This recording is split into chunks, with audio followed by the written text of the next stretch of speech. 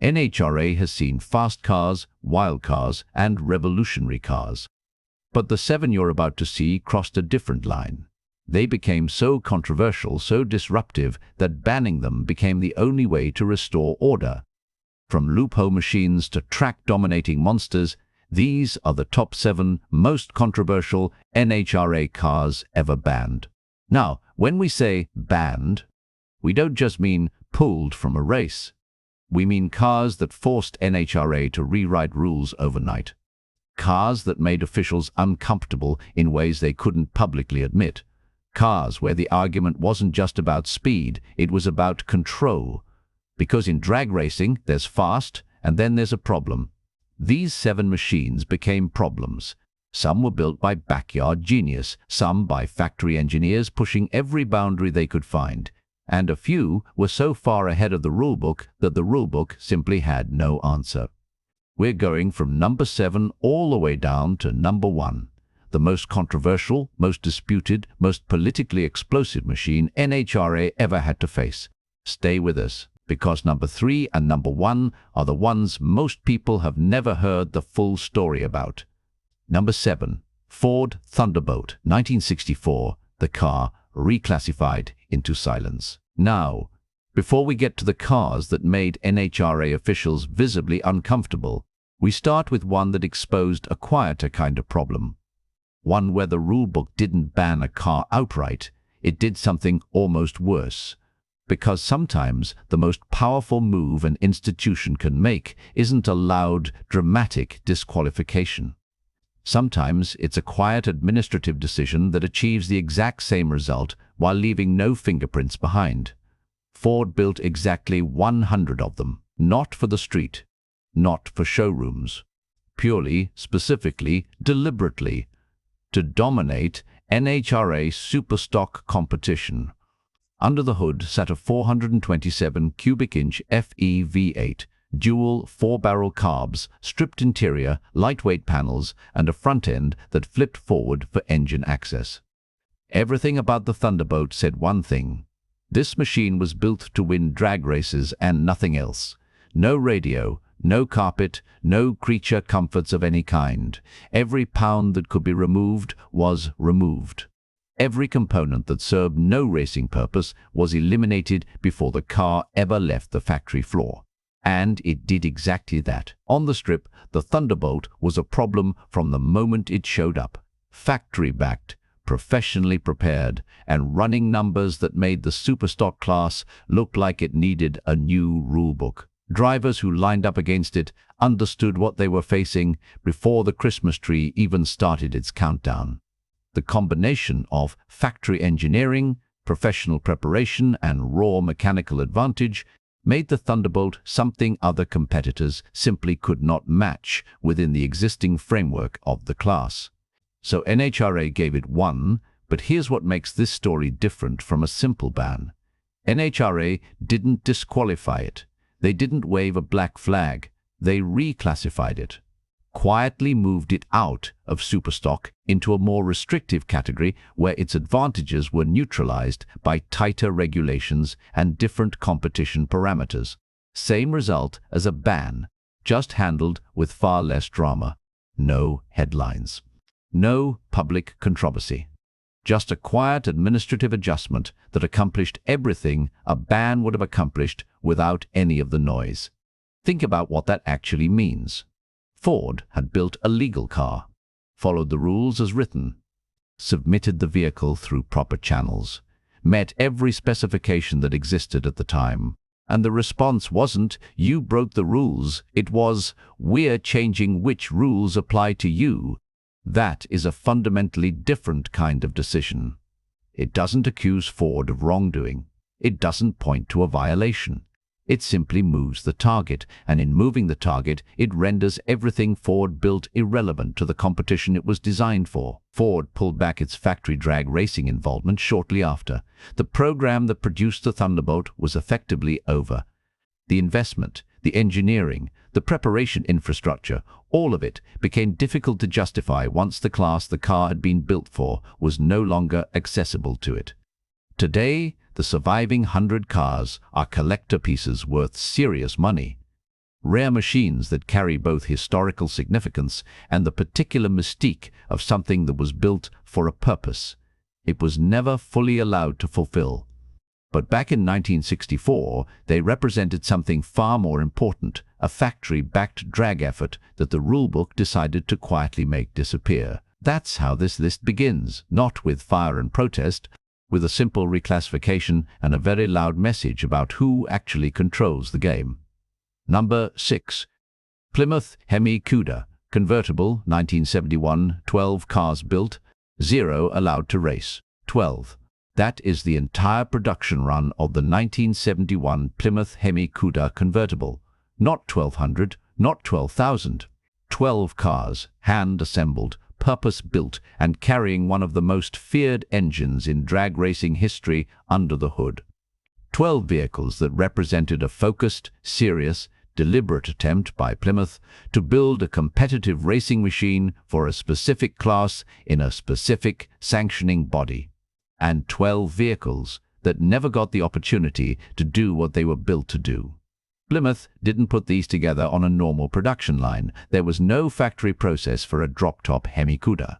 Instead, workers took hard-top shells and hand-built them into convertibles, welding in roll bars, reinforcing the X-member bracing, strengthening everything that the removal of a roof takes away from a chassis. This wasn't a casual modification.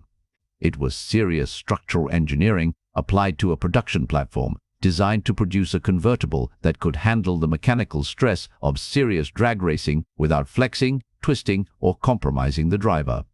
The engine was the 426 Hemi V8, officially rated at 425 horsepower. Everyone who knew anything about that motor understood the real number was considerably higher. The Hemi's reputation in drag racing was already legendary by 1971. A wide-port hemispherical combustion chamber design that made power in ways that competing engines simply couldn't replicate without fundamental redesign. Backed by a 4-speed manual, the Hemi Cuda convertible was built with one destination in mind: NHRA Superstock competition. Plymouth had studied the rulebook, identified the opportunity, invested the engineering resources, and produced 12 machines specifically calibrated to compete at the highest level of that class. The preparation was real. The intent was serious. The execution was professional. And then NHRA said no. Not because the car was too fast, not because it was dangerous, because NHRA had outlawed convertibles from superstock competition entirely. No exceptions, no appeals, no grandfather clause for vehicles already built and submitted. The rule was the rule, and it applied with complete finality. So Plymouth had invested real engineering, real money, and real labor into a racing machine that couldn't race in its intended class. The decision wasn't close. The rulebook was clear. 12 vehicles that existed specifically to compete in a category that was now permanently closed to them. They became streetcars by force. Expensive, beautiful, powerful streetcars that had nowhere to go on race day. Owners took delivery of machines designed for competition and drove them on public roads, knowing the full engineering purpose behind every reinforced panel and every structural modification. The gap between what these cars were built for and what they were allowed to do was total and permanent. And here is the darkest part of this story. Today, those 12 cars are worth millions. Collectors search for them with serious intent. Museums display them as significant artifacts. Auction houses treat their appearances as major events. They have become legends precisely because of how rare they are. But that rarity only happened because NHRA's rulebook turned a purpose-built racing machine into a street oddity before it ever had a chance to prove what it could do. 12 cars, 0 runs in the class they were built for. A legacy built entirely on absence. Number 5. Bill Jenkins' 1972 Vega Grumpy's Toy X the small block. That embarrassed the giants. Bill Jenkins didn't ask for permission. He read the rulebook, found the opening, and built something nobody on the Chrysler side of the paddock saw coming. And by the time they understood what had happened, he had already won. That was always the Jenkins method. Not louder, not richer, not more factory-backed than the competition. Just smarter, just more precise, just further ahead in his thinking than everyone else in the class. The 1972 NHRA Pro Stock class was Chrysler territory. Factory-backed Hemis, big cubic inches.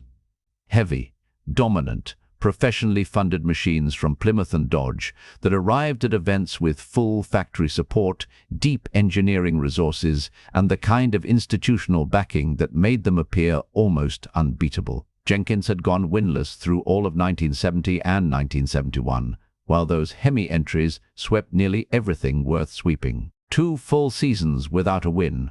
For anyone else, that might have been a signal to accept the hierarchy, adapt within the existing framework, and compete for smaller victories. Jenkins saw it differently, so he changed the game entirely. His weapon was a Chevrolet Vega, a subcompact economy car that had no business being in the same conversation as factory Hemi machines. Inside it, a small block Chevy V8. Underneath it, the first tube chassis ever built for pro stock competition. The tube chassis was the real revolution, a purpose-built racing structure hidden beneath an economy car body, giving Jenkins a weight and rigidity advantage that no production-based chassis could match. The combination shouldn't have worked on paper. A lightweight economy body with a smaller displacement engine going up against factory Hemi giants with every structural and cubic inch advantage imaginable. At the 1972 Winter Nationals, Grumpy's Toy X qualified 17th out of 32 cars. Not impressive, not the kind of qualifying position that signals a championship run. Jenkins made last-minute suspension adjustments overnight, the kind of precise, methodical tuning work that separated him from builders who relied on raw power, came back on race day, and proceeded to beat 5 Chrysler Hemi entries back-to-back. Then won the entire event. The reaction from the Chrysler camp was not subtle. They were furious in the specific way that people get furious when they realize the game has changed beneath them and they didn't notice until it was too late. NHRA was uncomfortable in a different way. The Vega had exposed something the class wasn't supposed to reveal, that a lighter car with a smaller, more efficient engine in the hands of a smarter builder could completely dismantle factory giants who had every structural advantage the rulebook allowed. Jenkins went on to win 5 of the 8 remaining events that season, earning 250-0, a then remarkable total that reflected just how completely he had dominated.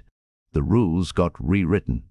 The loophole Jenkins had exploited was closed, adjusted, and debated for years afterward. But Jenkins had already made his point, permanently and publicly. Pro stock was never quite the same again, and Grumpy's Toy X became one of the most influential and most controversial machines the class had ever seen. Number 4. The Jeep. Funny car. 1967 NHRA wrote a rule just for this one. Yes, a Jeep. Take a moment with that. In the middle of 1960s drag racing, when the sport was still finding the edges of its own rulebook, still discovering where the boundaries actually were and what happened when someone pushed past them, someone looked at funny car regulations, found that the body rules were loose enough to accommodate a Jeep silhouette, and decided to actually build one and race it, not as a joke, not as a publicity stunt, as a legitimate competition vehicle designed to win within the rules as they existed. The funny car class in this era was exactly what the name suggests: funny, unusual, experimental, and deliberately undefined at the edges. The rules hadn't yet tightened into the precise specifications they would become later when the class matured into the professional, highly regulated category it is today. Builders were finding creative interpretations everywhere, running strange combinations, pushing every possible boundary that the rulebook left open. The class was young enough that nobody fully knew where the lines were until someone crossed them. But a Jeep? That was a different level of creative interpretation entirely. It wasn't just pushing a boundary, it was finding a boundary nobody had thought to draw yet. And here's what made it worse for NHRA. The Jeep funny car wasn't just a novelty. It wasn't a one-run curiosity that showed up, made people laugh, and disappeared. It ran, it competed with genuine speed. And it won with enough consistency that it stopped being amusing and started being a genuine structural problem for the class. When something unexpected wins consistently, the conversation shifts. Suddenly, other builders start asking questions. They start looking at the same rulebook opening. They start wondering whether a Jeep body is the answer or whether there's something even stranger waiting to be discovered in the same paragraph. When something wins consistently enough, one of two things happens in sanctioned motorsport. Either other builders copy the approach and the class gets reshaped around the new configuration, which changes what the class is, or the sanctioning body writes a specific rule to eliminate it. NHRA chose the second option with unusual directness. In 1967, they banned Jeep funny cars specifically, not a general adjustment to body regulations that would affect multiple interpretations, not a clarification of existing rules that happened to close this particular door. A targeted, specific, named prohibition of one particular type of vehicle, the Jeep funny car. Gone by name, by legislation. Think carefully about what it takes to earn that kind of response. NHRA didn't rewrite the rulebook broadly and let this car fall under a general restriction. They wrote a rule that existed for one reason only, to remove this specific configuration from competition. That is a very particular kind of legacy. Most cars get reclassified or lose their weight brake or find their loophole quietly closed by amended language. This one got its own law. Somewhere out there, whoever built and campaigned that Jeep funny car can say something very few racers in the entire history of the sport can honestly claim. NHRA found them personally threatening enough to write new legislation specifically about them. Number 3. Don Garlits Swamp Rat 14, 1971.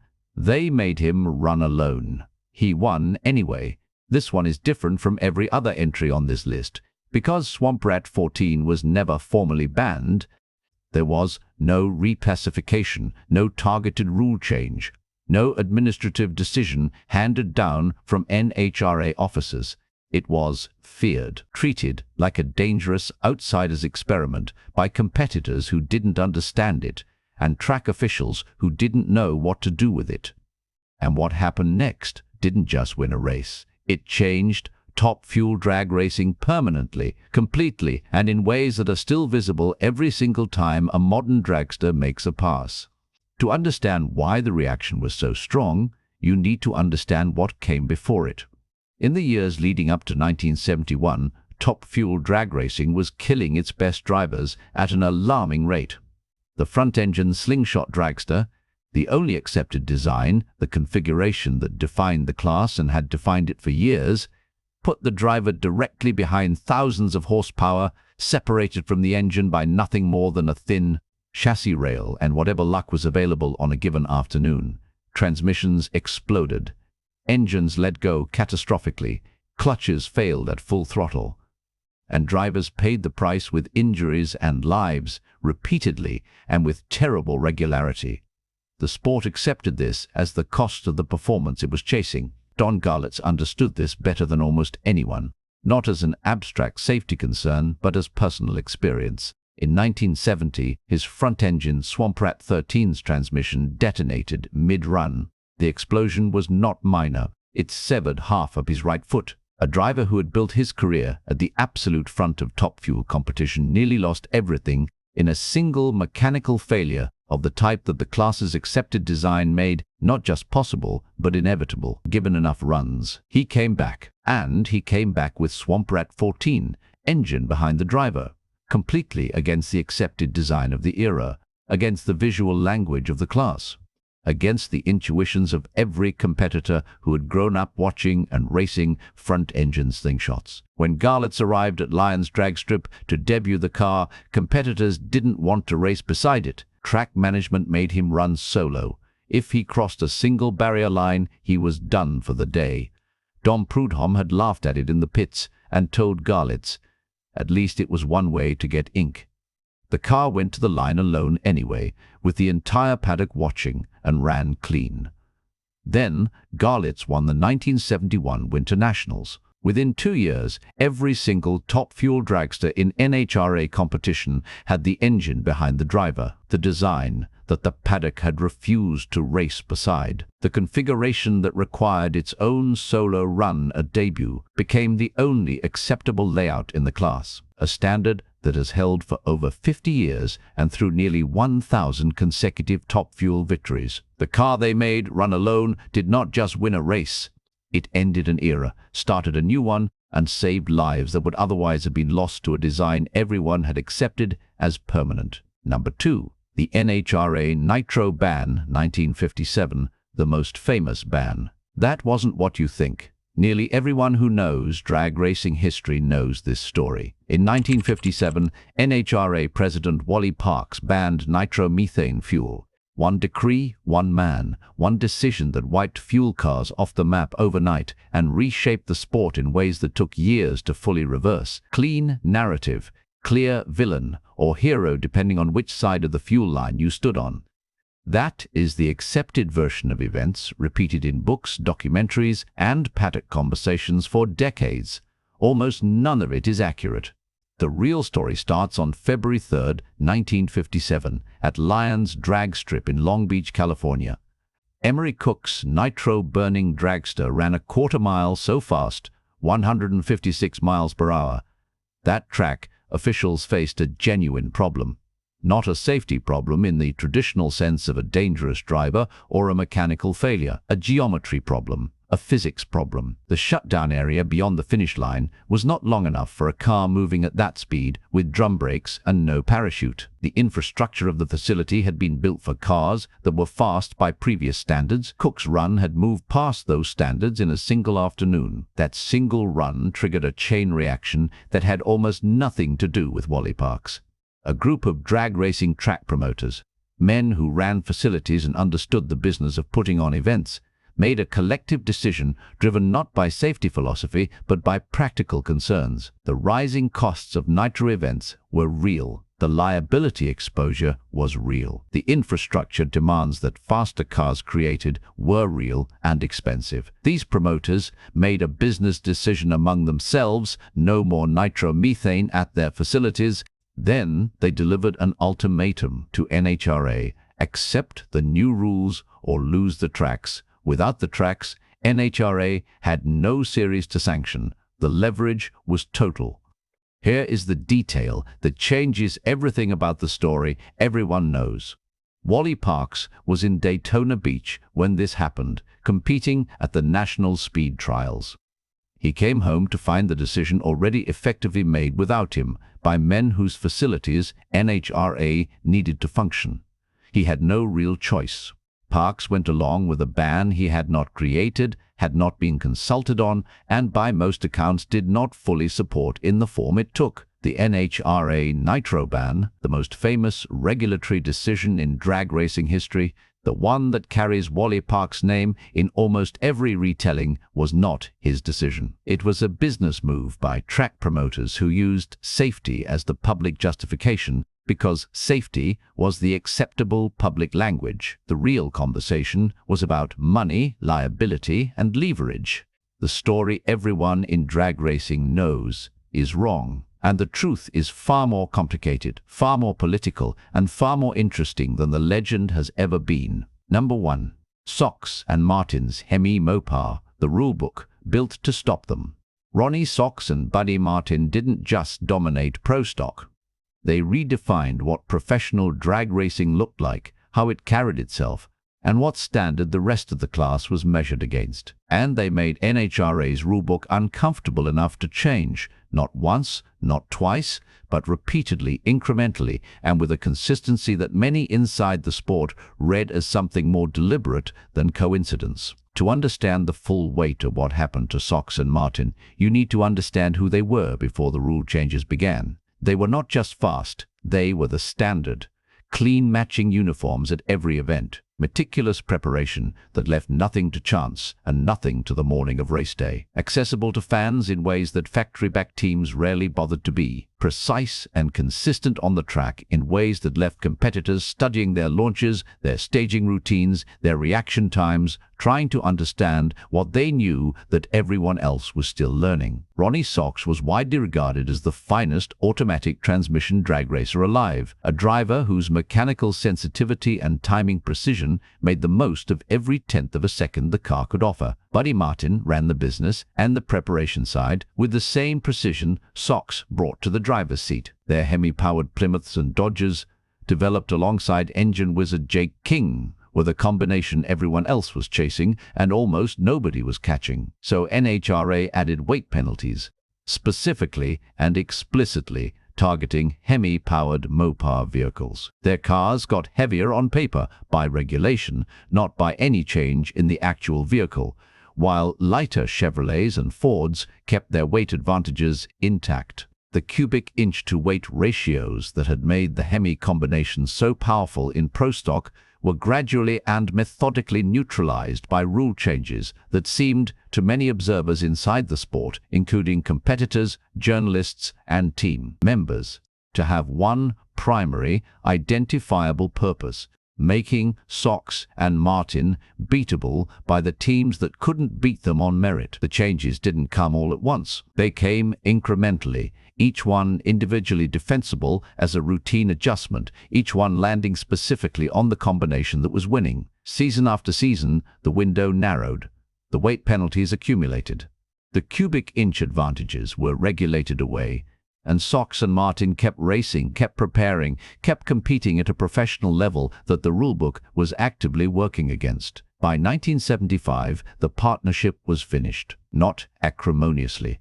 Both Sox and Martin acknowledged publicly that it was simply time, that the chapter had run its course. But the reason underneath was difficult for anyone paying attention to ignore. The rules had been adjusted against their combination so consistently, so specifically, and so repeatedly that winning had become nearly impossible, regardless of preparation quality, regardless of driver talent, regardless of engineering effort or financial commitment. The most dominant team in Pro Stock history was not beaten by a better car, not beaten by a better driver, not beaten by a superior engine program or a smarter preparation approach. They were beaten by a rulebook that kept moving the line every time they got close to it again. A regulatory pattern so consistent that calling it coincidence requires ignoring everything the evidence actually shows. That is the most controversial story in NHRA history, and there is no other place for it on this list except number 1. That's 7 stories, 7 cars, 7 decisions, 7 moments where the rulebook and raw speed collided, and speed didn't always win. If this list hit different than you expected, drop it in the comments. Which one surprised you most? Which band do you think was flat out wrong? And if you're new here, this is what we do. No fluff, no filler, just the stories motorsport history tried to bury. Subscribe, because the next list is already going to make someone uncomfortable.